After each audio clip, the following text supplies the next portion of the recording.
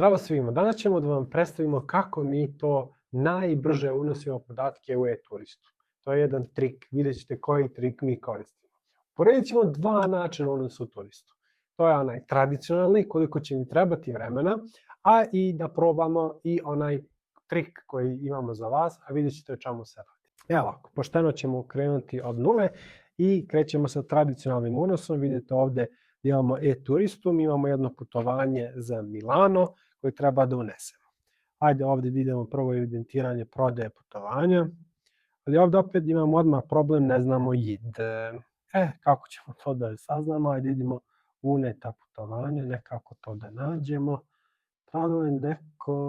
Evo ga SMI, tu je JID putovanja, to sam našao nekako kao što sam pre unosio. Sada ćemo ovde da se vratimo na ovu ovu e-turistu, evidentiranje prodaje putovanja. Ovde tražimo JID, nema podataka. Vidimo da li smo mi to dobro uneli, samo sekundu. Matični broj, JID prodaje putovanja, samo sekundu. Prodaje putovanja, JID programa putovanja. Eto ga, test Milano, tu je.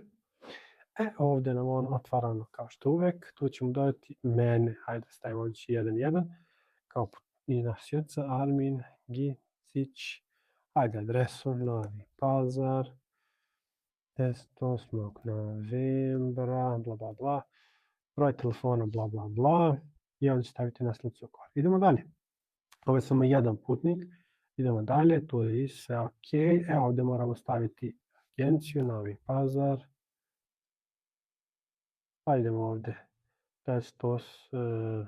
novembra, Novi Pazar opet, da.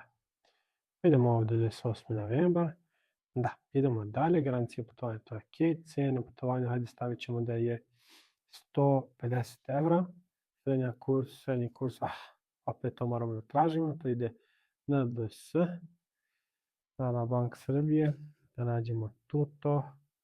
Zvanični srednji kurs danas je 117,1. 117,1. Dalje, samo moramo detalje putovanja, vrsta prevoza, autobuski prevoz, datum početka putovanja, stavit ćemo da je 15.02. do 025. Datum završetka putovanja, stavit ćemo 20.02. do 025.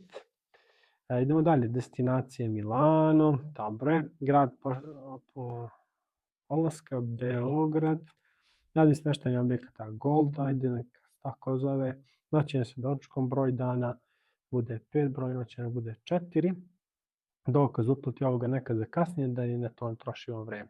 I tu ćemo da kliknemo sačuvaj, jer go on tu, znači mi ćemo pregledati ovo, pa ćemo štampati potvrdu, znači to još uvijek treba i to treba posle poslati.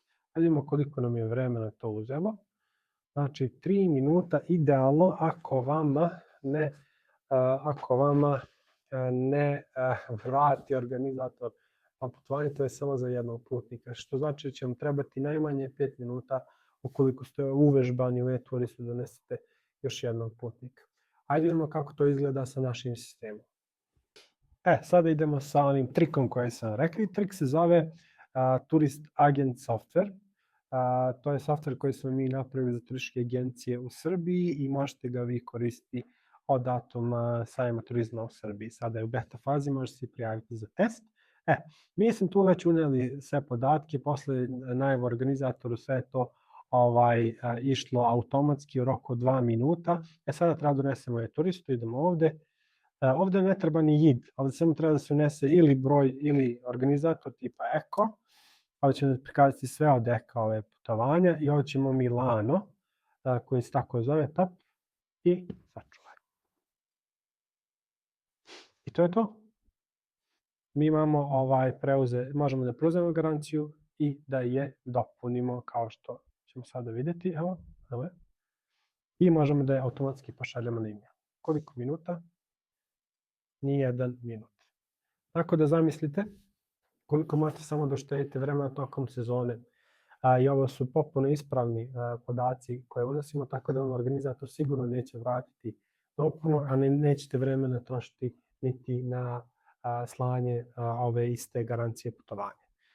Tako da pozivam vas da koristite Turist Agent software koji je namenjen za sve agencije u Srbiji, na Balkanu i šire. Moje ime je Arvin Gicić, kontaktirajte. Vidimo se.